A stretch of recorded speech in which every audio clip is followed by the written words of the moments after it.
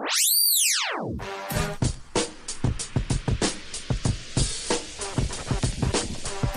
time for the shop report with Barbershop J.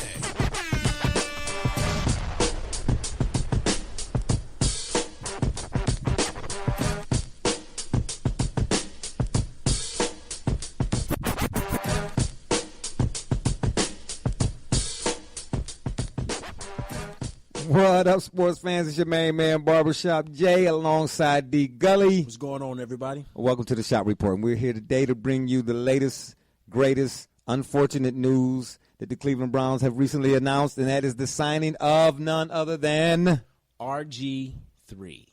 And that's 3 times not. Here's why we say that. We are from Cleveland. Let us preface what we're about to say by saying that first. Lifelong, born and bred, Cleveland raised. Gulley might not remember. He's still a little bit too young to remember. Look, man, I just listen. I've been potty trained for 2 weeks now. We can't hold it against me now. Oh, okay. Well, in that case, I, speaking for myself, am old enough to remember the drive, the shot, the fumble, and even before all of that misery. Yeah, I know, because you was the Cleveland Indians bat boy for the 48 World Series. I mean, know. Don't be mad at me because I had a 325 average. Before all of that, red right 88. That's right. The infamous, why are you going to Ozzie when Dave Logan was wide open in the corner end zone, waving his arms back and forth, flailing so that I digress.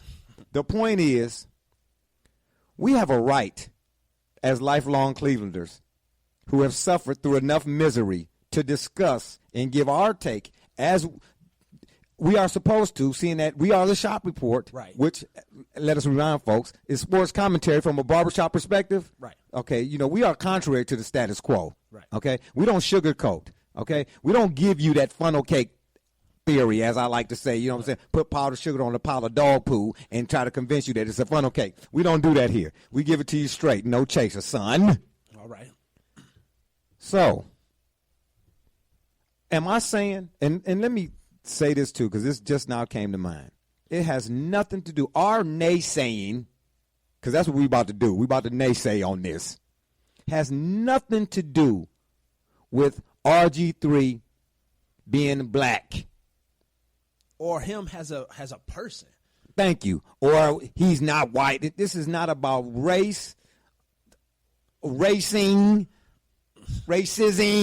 or no other eames. This is strictly about the choices, or should I say, let me say it, I'm going to say it this way. The ineptitude of the Browns' brain trust. Already out the gate. Out the gate. This is the move. This is the landmark move. This is the precedent that they're going to set for how these next 2 years or however long they're going to be here. Think about it. Travis Benjamin, gone. Mm-hmm. Among others. Mm-hmm. Valuable pieces for a quarterback who, as Jay, you'll explain, would need in order to reach any level of acceptable success. Well, I'm glad you put it that way, because in layman's terms, if you're a parent and you have a child, right, you do anything and everything you can as a parent, because it is your responsibility to put that child in the best positions to succeed. Right. And let us define success in our terms as in being better than they are when they first come on the scene, or when we first introduce them to whatever the case may be. Right. So in other words, if I have a child who, he knows his ABCs or whatever the case may be, but I see his aptitude may be for, at a certain age, being able to put them letters together to make sentences and then use them sentences together to write a dissertation, well, then I'm going to find the teacher who can help him at 6 years old understand and learn how to write dissertations. That's my job, to put him or her in the best chance, or give them or put them in the best situation to have success. Exactly. I don't see the Browns front office. This is not a knock against Hugh Jackson, the new Browns head coach. Okay.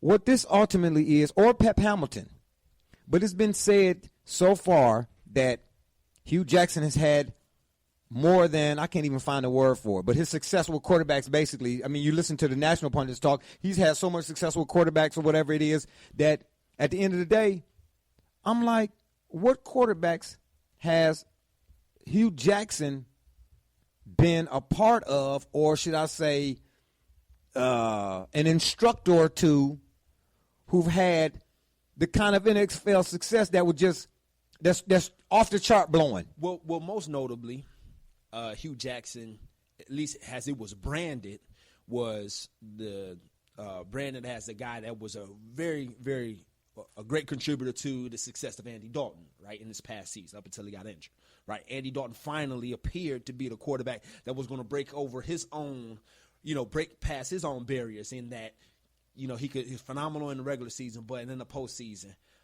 he couldn't get it done. Stop right there. Okay. That's my point. People use statistics to explain the entirety. Right. And I'll say to them, volume does not equal substance. Okay. Case in point, the NFL or the powers that be or the analyticals or the people who love analytics have come out with this QBR rating for NFL quarterbacks. Right. And you always hear, or you've heard often, Tony Romo, for instance. Oh, gosh, Tony Romo. Ad nauseum, his quarterback rating is always thrown out there as if to substantiate who he is or what he is as a player. Right. But contrary to that is his playoff record. Right. So at the end of the day, I'm not saying that Andy Dalton is strictly garbage, but for all of Hugh Jackson's work, so to speak, with Andy Dalton, there were still large question marks, many question marks as to whether or not if he could come through when it matters most. So if your QBR or if those statistics and your passer rating and efficiency and all of that kind of stuff really is what it's supposed to mean, then there should be no questions about you in any facet. That injury should not leave that in doubt. Of course. That's the idea, right? Because this was supposed to be the year. So if this was supposed to be the year, then supposedly, if you will, he was supposed to break past that. As long as Andy Dalton's been in the league, he hasn't, right? It's not so much about Andy Dalton, but it's about the idea that he was supposed to break through it and he didn't. So we got to figure out why, and we got to figure out why he didn't, and if Hugh Jackson was someone to blame for that. Well, at the end of the day, I'm not saying that Hugh Jackson was one to blame or is to blame. All I'm trying to tell you is when I use my assessment calculator, if you would, when it comes to a player, players, teams, so on and so forth, I rely more so on the eye test and less so on the numbers per se. Now, there are numbers. I'm not saying, well, no, I am going to say this. I have an expression. It's not my own. It's one I saw, I think I was reading Ann Landers or Reader's Digest or something. Yeah, I do. I read Ann Landers. You got a problem with that? Anyway, it was Ann one. Landers does. But. There are lies, then there are darn lies. No, lies, then there are darn lies, and then there's statistics. Right. That was the expression, or something to that effect. Okay. So, if Andy Dalton's numbers are tried and true, then we wouldn't be talking about this forever breakthrough. Right. You understand what I'm trying to tell you? That being said, the trust factor in RG3 being, signing here, or the safety or the pro in RG3 signing here is, hey, he's got Hugh Jackson, who worked with Andy Dalton to make him in the quarterback he was about to be before the injury. The point is, it's still unknown. Thank you. And it's more of an unknown than it is a known that everybody's trying to convince us that it is a known. That's what we are trying to say. Stop drinking the Kool-Aid, Cleveland, because you are so starved for a championship, Super Bowl, finals, whatever it is it may be. You set aside reality. for a long time. And now, look, the idea of it is, the front office down there in Cleveland, in the Indians, and with the Indians, or with the Browns, with the Cavs, has, made that up, has exacerbated that, tremendously, right? But the idea of it is that's an understatement. Yeah, but the idea of it is still, don't do it. Don't fall for it. Don't fall for it. And here, we got to tell you why. They say that RG3, and when I say they, I mean the national pundits, will be a bridge quarterback. To that I ask, well, then what is McCown? See, at the end of the day, and I hate to use this as an example because I don't want to put nothing on nobody's minds. I'm not trying to suggest somebody go out and do this, but as an analogy or anything of that nature in a bad way. But if you in a relationship and you feel like you need to step outside that relationship, I'm not condoning or suggesting. Let me say that again. Disclaimer, we are not condoning or suggesting infidelity. We are not. No, we're not. But if you feel like you need to step outside, understand that there are a lot of things, what I like to call headaches, that if you stop and think about it, come along with that. Right. So if you consider all of the headache and you still decide to do it, you cannot same grade. Lateral moves make no sense. Exactly. It's a way. You better upgrade. You don't trade in Laquana for Shaniqua. You just don't do it. Now, you can trade Laquana in for Halle Berry, you know what I'm saying, or Beyonce or something of that nature, but you don't do Laquana and Shaniqua, if you have a problem with that, we can clarify. We don't mean you can email us at the shopreport365@gmail.com. So ain't no Laquana and Shaniqua. Yeah, but you get my point. Right. I'm asking, where's the upgrade? If the quarterback position is the most critical position in the NFL, and to the success of a franchise. And we know that the Browns since 1999 have failed miserably in that category. You don't go get the same. If you look at it and you peel back the top layers, you be like, what am I getting? What's the benefit? What am I really getting here? But I guess then, though, why is RG3 the same? I mean, I don't expect for RG3 to play the position in the same style that McCown did. We don't expect that, but why would he be the same? Like, why is it lateral in that sense? Okay. Skill set, there is no same. All right. But here's the problem. People are looking at this move and RG3 in namesake when they're not understanding that this is 4 years later. Right. Okay. Do you understand? Yeah. You have to look at that. Therefore, he is as equal to a McCown in terms of production. Okay. Do you understand what I'm saying? Yeah. Now, if we're talking about the RG3 that came out the draft, had the Browns made this move when they should have, right, then there is no discussion. But people are omitting or refusing to see, as Cleveland often does, we're talking about injuries, and I'm not being dismissive about an NFL player's injury regardless of position. Okay. Because at the end of the day, I applaud any of them guys who go out there and do what they do, because that's a grown man sport. You understand what I'm trying to tell you? Right. That's number one. Right. Number two, I'm more amazed at how more guys don't get hurt as often or with the regularity or frequency that you would expect, for being that they collide into each other. Every down is like combat. It's like a car crash. Yes, and that's a testament to the maker upstairs for how he designed the human body to sustain that punishment. To sustain that thank you. In spite of what we hear from concussion and the seriousness that we're now coming to understand. Yes, but even with that being said, that amount of injury came on after years of this punishment. Years of this punishment. So to be able to withstand that, I applaud any player in anybody that plays football, period. So for that matter, we can give RG3 this respect. Despite or including in all these injuries, he still seemed to be a commodity worth having. You're saying now? But I'm saying, right, for him to even be in a discussion, right, that could be a merit. The idea of it is, I don't necessarily know that the Browns should have been a team to take that risk. But see, that's That's what concerns me. All right.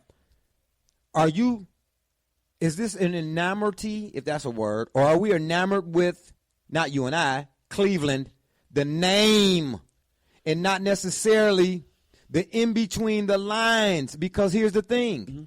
The caveat, again, is 4 years later, after brutal punishment, and let me not forget here, or forget to mention here, he didn't play at all last year. He did not play a single down. So people are saying, I'm glad we got RG3, as if though they're going to get the guy that they got in 2012, and you do not know. Just and you're acting like that's a certainty, and it's not. For a different point that we arriving at a different point, it is the same feeling that you get when the Cavs got Sean Kemp.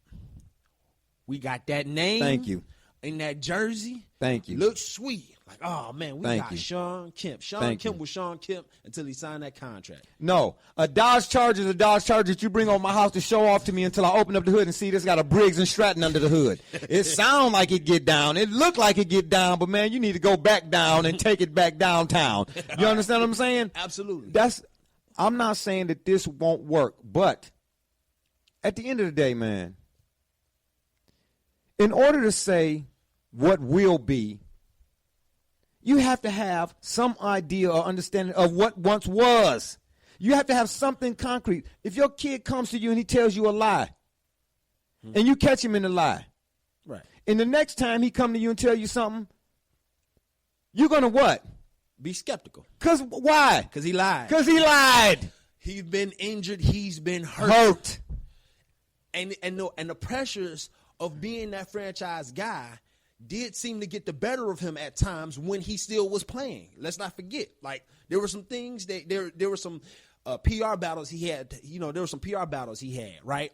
Having to defend comments he's made and positions he's had and tweets and everything else. Those things seem to have got the better of him. Now, hold your thought. All right. So how is he then the guy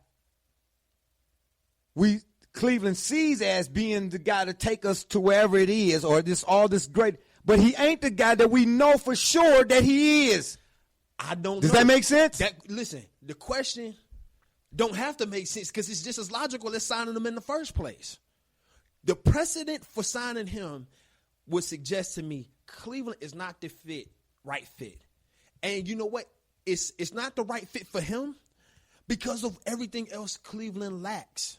Thank you. What we're getting wow. is a guy in RG3 that is battling injury, that is battling circumstance, and that, hey, we don't know if he's healthy. If he's 100% healthy and you got a clean bill of health, he's fully recovered from all of his injuries, what type of player is he going to be? Because, again, just like we just went through, just like we've been going through, we have yet to find a complementary offense to help make him successful. And we're riding on a guy, Josh Gordon, who has had years with an S of the same sort of skepticism because he can't keep himself out of trouble's way when it comes to substances. Right? That's why I say this bothers me more so than anything, because people are lauding this acquisition as if the Browns and he have a track record that is not pockmarked. You understand? How do you say, I'm glad we got him. I love the way of thinking. Okay, that's cool. I'm not dismissing the Browns' thought process. Right. But your track record is on record. Right. What he will be ain't on record yet. We don't know. That's an unknown. Right. But what we do know is injuries in the NFL, the more you have, the less production you can give. Right. And what we do know about the Browns, that they've been trying to get this right, regardless of whose name is on the door, since 1999. So the people have changed, but the results have not. So what is it in reality that you could say to me that says, it's going to be different this time? Don't tell me, show me. That's the whole point. There is nothing that tells me that this is going to be right. What the idea of it is like this. I would love to be wrong. I hope to be wrong. We hope to be wrong. Yes. But what the Browns need of him, they're going to need more of him then they really let on to us. Oh my goodness. They're gonna be because that's what Cleveland does. They get secondhand stuff, but expect it to be like they just opened up the box brand new. You know what type of quarterback controversy we're gonna have? The same one we had last year. Which of the struggling inept quarterbacks? No disrespect to McCown. I don't necessarily know that he's inept so much as his best years were behind him, and he was doing the best he could. But which of the unrealized potential quarterbacks are we going to shuffle through? We're going to go through another year of this again with the same faces in the front office. The idea of it is this, simply put for me, the signing of RG3 would fit for a franchise, any other of the franchises who were otherwise sustainable. Think about it. The structure is already in place. Think about like it. a Patriots or a Packers or a Steelers. You took it right up front of me. Because look at it. Think about it like this. What did they gain or lose by having Michael Vick on their roster last year? Exactly. It didn't rock the boat. It didn't shake the franchise to its core that he didn't work out, if you will, or that he didn't do more. Whatever he did, that team was as great or as good as they were, or as solid as they were for that year and the years moving forward. And the years before that. Right, regardless of his contribution. Right. His contributions or lack thereof, whatever you want to put it, did not make or break us. With Cleveland, it's going to be just that. If it don't make us, it's going to surely break us. Am I saying it right? As have had all the other previous prior twos. Again, that could work. Yeah. The broken English is as simple as a metaphor for the broken franchise. This is what we're saying. Listen, how many times, like Chris Brown said, how many times, I ain't going to finish that, but how many times are we going to grab a quarterback and say, this is our next guy, and then somehow expect for him, lacking the sufficient complementary pieces, if you will, I hate to use the word pieces, but complementary talent to make it successful, like this. In 2003, 2004, when the New York Giants drafted and traded for Eli Manning, that move made sense for them. Yes, it did. All right. The reason why it made sense for them is because this was a team that had postseason experience. They had not too many years prior had been to a Super Bowl. Even though they got their mouth tore out by the Ravens, they still got that far. Yes, they did. Right? They were still very much a playoff team. They had a solid core around them. Most importantly, drafting Eli Manning as the next guy was good for them because they had a guy who had already done it. He'd been to the edge line. They had Kurt Warner as their starter. He was able to teach with his experience in the postseason, winning Super Bowls, getting to the Super Bowls, to be able to show him things about the game that maybe Eli Manning may or may not have picked up or adopted from, but he still had a pattern of some success. We don't have that here, and we're riding on a guy after all of these injuries to be the next guy. Can you name the Browns' number 2 wide receiver right now? And is he going to come out of the draft? No. We don't know that. We are not for certain. We lost a center who, Alex Mack, quiet as is kept, was probably a better anchor for the offensive line than, no disrespect, than Joe Thomas at left tackle. That's why I asked. It's not just him, even though this is our focus right now, so to speak. This is the thing that we've picked to discuss first and foremost. Right. But all those other things that go along with it, because what's around him is an extension of him. He won't work because the rest of it ain't working. Or, he won't work because the rest of it ain't there to work. That's the thing. That's what we've been saying.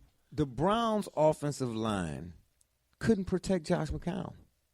So how in the world do you expect them, with losing who they lost on the offensive line, Alex Mitchell Schwartz or whatever his name, and Alex Mack, if I'm not mistaken, they couldn't protect who they had then with them guys. So how are they going to protect the guy who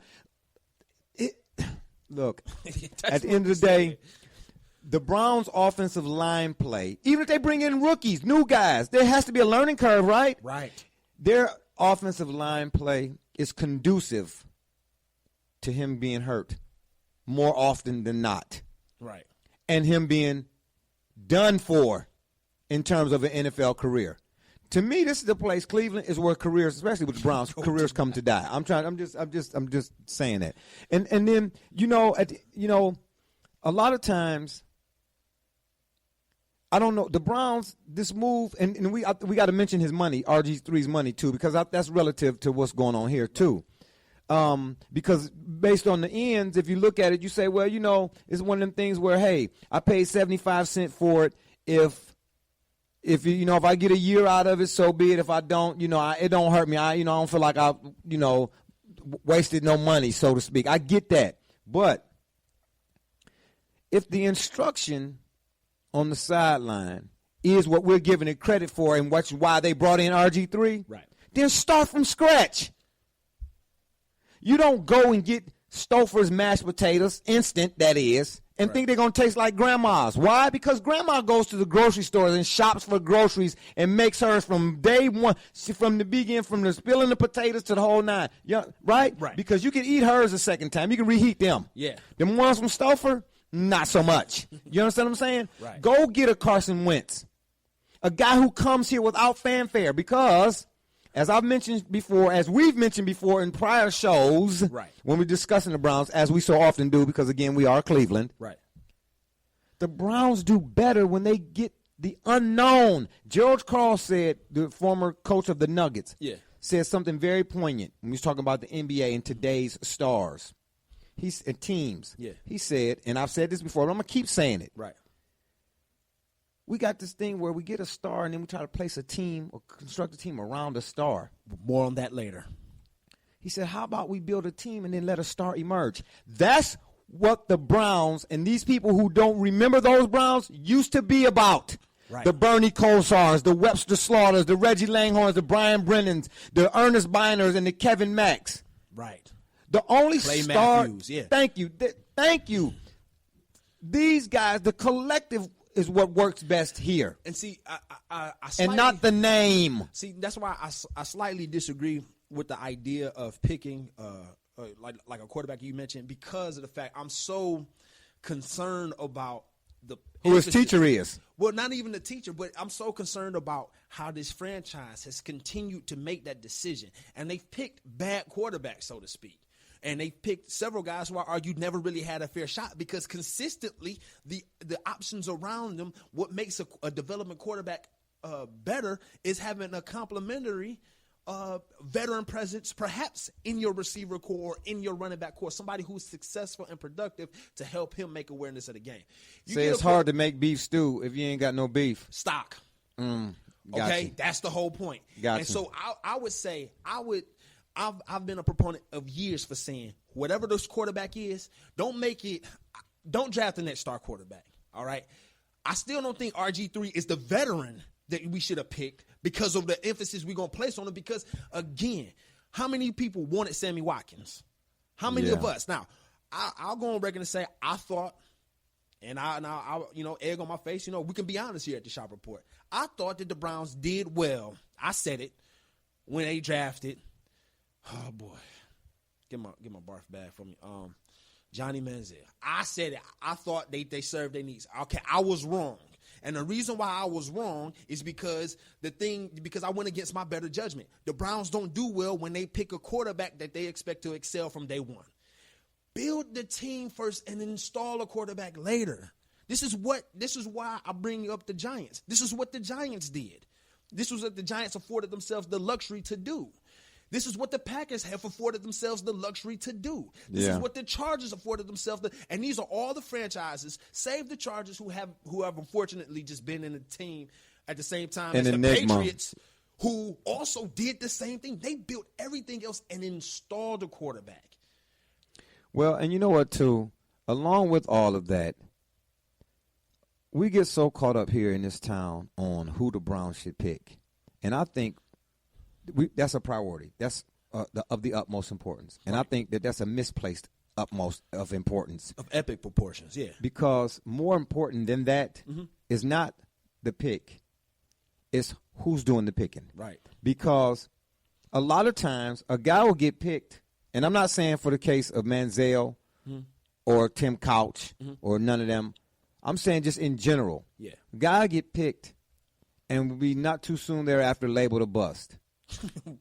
Yes, you need talent. Mingo. Yes, you need talent to win in this league. But at the same time, if the student is having trouble with the information and not understanding what the information should be or how it should be, then at what point do you take a look at the teacher? I don't think that the Browns, I think they have names more so than they do proven guys who can get across the information and the messages necessary to get out of the pick that what needs to be gotten out of the pick to make the pick look as the pick should if it's picked high. Right. If that makes any sense at all. Yeah. Peter Piper need to pick him. Thank you. And we haven't had Peter Piper picking. Yeah. His pickled peppers was good because we was looking for him, right?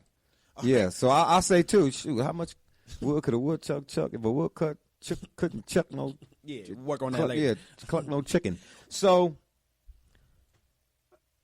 like I said, but to say in a little bit more detail, pick or acquisition, I don't think I can't or won't be what is expected if the instructor is not in conjunction with what said pick brings to the table, or what has to offer. I guess that, and see that, I think to your point though, to that point, I think that's why there was so much optimism on picking RG3 at this time, is because we're placing a lot of responsibility on Hugh Jackson. We're placing a lot of confidence that he is what RG3 was missing to take him to the next level. And I don't see it. Show me where. Unfortunately for Hugh Jackson, we don't see it. Show me where. Don't give me what you hope to be. When I'm having this discussion with folk about whether or not if it was a good pick or not pick, and can you show me his money? What was the deal? I think it was a 2-year deal for $14 million or something like that. It looks like a $15 million deal. What was guaranteed? 3 something? $3.5 million. He got it for putting his name on the paper. All right, so this shakes out to about get a base salary of $3.25. So he's gonna get that just for showing up. The jersey. Yeah, right. Well, I mean, in terms of the monies, I'll wait and see, because I don't think that they paid a. I don't think they overpaid in this case for him, so to speak. No, I'm okay with, to be honest, I'm okay with the monies that went along with this. But the ramifications for the pick, the money won't be the problem with why it won't work. Yeah. All right? That's not going to be the problem. The problem is the money that they saved by getting him at a value, and then still they have a whole lot of money to waste on drafting the wrong other players. That's the even more dangerous part. Now they have even less excuses for bringing in inept, wide receivers, if you will, or wide receivers that cannot produce to the level that we need them to produce. And that's been my contention. Again, it's about the fact that we keep trying to pick the next quarterback and having him here first. When if every other franchise, that the multiple Super Bowl quarterbacks, the Ben Roethlisberger, Tom Brady, save Peyton Manning and Drew Brees, they had teams that were already complete and were just waiting for that guy, just waiting on him. Yeah, exactly. The Browns are nowhere near being they got a 500 team with the offense we have and with the defense we have. Yes. So why are you going to pick a guy who needs who holds the ball every time? Why are you going to pick a guy that needs to have other guys? Your quarterback needs to have people, unless you Donovan McNabb, who I think is we can go into that later, but he was the first and he was the last one that I see that really held a career. He did worse with a primary option than he did without one. Yeah. He's the only one. Yeah. He had T.O. for 1 year, and it didn't work out the next year. Other than that, he had James Thrash and Todd Pinkton. Bless their hearts. But they was terrible. But, oh my hey, gosh. look, that's the thing. He, ironically, was more successful with those guys. Ain't no other quarterback I seen been able to do that. Maybe. Well, I don't know. He went to the Super Bowl with Terrell. That's what I'm saying. He went to the Super Bowl with But he Terrell. didn't go to the Super Bowl without Pinkston. I mean, I get where you're going with it. I get your point. For all the years of success, all those passing yards. Right. Statistically, in actuality, in reality, he really had more success with Terrell Owens. He did. Because he got to that Super Bowl. Yeah, because on tape, they got to the Super Bowl. Now, you get how what I'm long saying? did it last? Well, no, exactly. No, I'm with you. I just wanted to make, we had to clarify what's what. But at the end of the day, we're not sitting here saying that we hope RG3 or we praying for RG3 not to work. We don't want to be right about this. We don't want to be right about about gloom and doom prognostications, if you will, for any of the Cleveland sports teams. It's the fact that we keep doing the same thing. And I'm not going to just drink the – hey, look, what'd you say? What about Kool-Aid? Kool-Aid, it's bad for your teeth. And we riding right now, still drinking it, thinking it's going to be better one day. Yeah, it's folks walking around here with Kool-Aid packs falling out their back pockets, their side pockets, and their front pack. It look like they done stole something from Walmart. We're trying to take the Kool-Aid away from you. You keep wanting to grab it. Yeah, we're trying to give you water. Right. Okay. H2O. Yeah, H2O. Okay, but no, y'all just keep reaching for the sweet stuff. But that's all right. You know what I mean? Yeah, that's why y'all ain't got no dental insurance. At the end of the day, all I'm saying is, it's not enough. I'm past the point of getting excited because I see it go across the ticker on Sports Center. Really? The Browns, breaking news, the Browns. I'm sort of like, oh, snap, let me go get some season tickets. No. Right. Do you understand? Right. Because forget the names. Mm-hmm. There's been plenty of breaking news moments with the Browns, and the end result was what? They have many. Listen, 3-13. They've broke as much news as they've broken our hearts by disappointing. Thank you. Not fulfilling. It just didn't work out. By the way, like, you can still get excited though when a franchise to switch to sports, if you will, when the Spurs.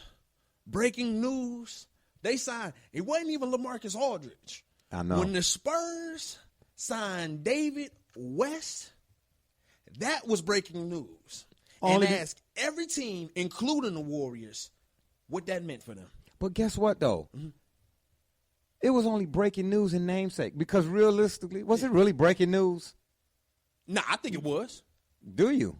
This man turned down. He turned. He walked away from. Okay. So what is it? See, again, so I guess I should have asked, what is it that made it breaking news? So exactly, what is it that's going to make RG3 be that guy is what we asking. That's the whole point. So you tell me right. Okay, all right. See, now you're giving me some detail, some in-depth. Right. Who he turned down, why he turned down. Oh, okay, that's what makes it breaking news. Right. But just to make the mere mention of. Right. That's not gonna get me up out my seat to go buy nothing, Cleveland. Nothing. You understand? And again, except for more Orlando bread, though. Well, that's another story for another day because we will talk about that. I do not. Do I still watch Cleveland sports? Yes.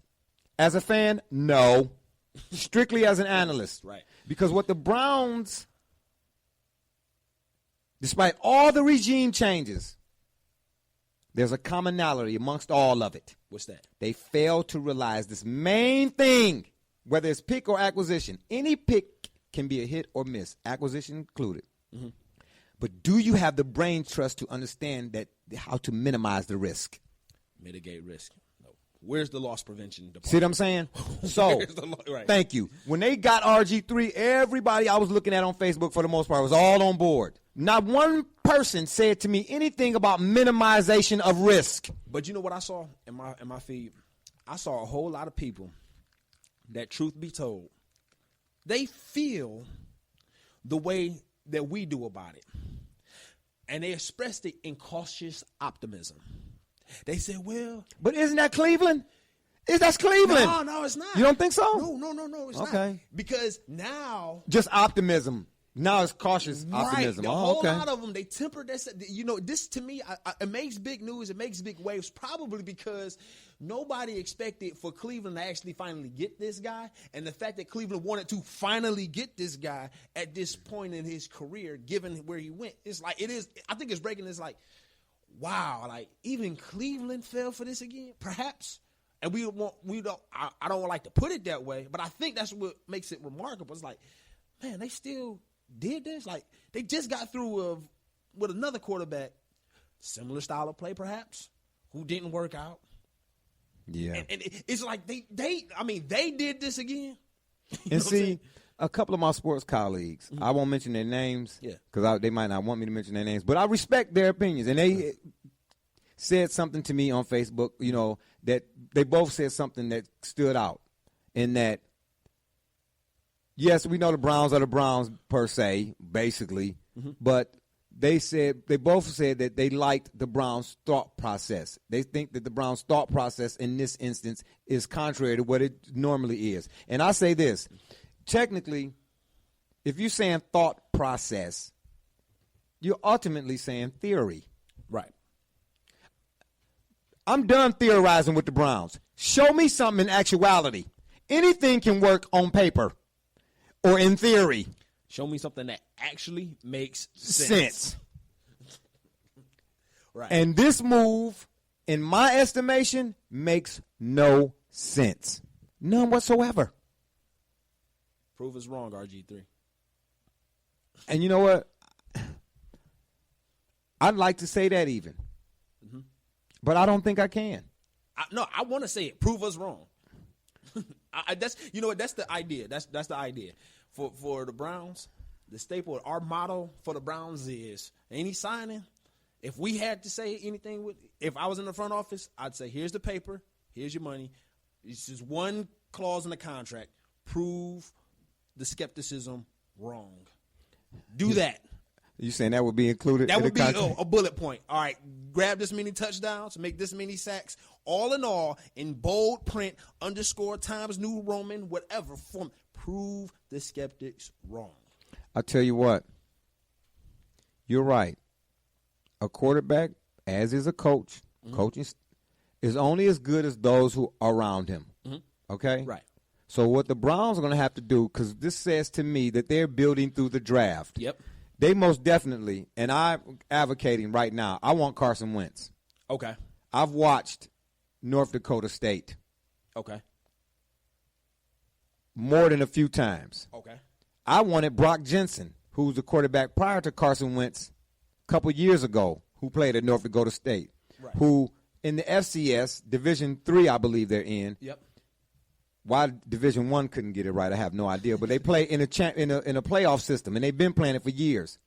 They do it on the humble. Oh. Well, at the end of the day, I understand it's a small school, and everybody that NFL level is that next level. I get that. Right. But it's one thing, as I said to you about college basketball players going to the NBA. Mm-hmm. Yes, that next level is a whole different ball game. But there's one thing, attributes, whatever the case may be, that something there's got to be one thing in a player that can tell you if a player is going to be at least halfway okay or going to the next level. Something has to stand out at his previous level or his prior level. Okay. When it comes to football, it's how often I hear the announcer call your name. Okay. Khalil Mack. We talked to Delmar Calhoun, coach for the Cowboys, Youth Football League. He'll tell you all day long. He and I used to, Skinny, who you want for the Browns? I said, man, Khalil Mack. Right. I was ironing my clothes once. I don't do that often, but I'm watching the TV or it was watching me, and I kept hearing this Carson Wentz with a 7-yard. Oh, you see how he threw that out? Oh, my gosh. So all of a sudden now, after what seemed like 15 minutes of this, I'm like looking up like, whoa. Okay, now I got to start actually watching the TV. Right. Because I keep hearing this. I keep hearing his name and what he's doing. It's keep coming too frequent. You understand what I mean? Right. So that is an intangible to me. Okay. Which I think is translatable to the next level. All right. I like Carson Wentz. I think that he'll be fine at the next level. My concern for him is the coaching staff up for the task? The expectations that he doesn't know that will be placed upon him. That's been, yeah. I think we said the same thing. Well, you're saying, will he be prepared? And I'm saying, the expectations placed upon him from getting here, will he be able to meet them? And he can only really do it if a coaching staff is really in place to help him do it. So, last but not least, if this whole RG thing, Cleveland Browns thing is going to work and the Browns have truly turned the corner with their thought process, theorizing the whole bit, that means they're going to have to hit every pick in the draft has got to be a hit. Yes. In order for it to fit. Well, y'all, it's been fun, but we got to run. For D. Gulley, I'm Barbershop Jay. Y'all been listening to the Shop Report. And remember, next time you want to know what's really going on, come to the shop. Walk-ins are always welcome. Holla.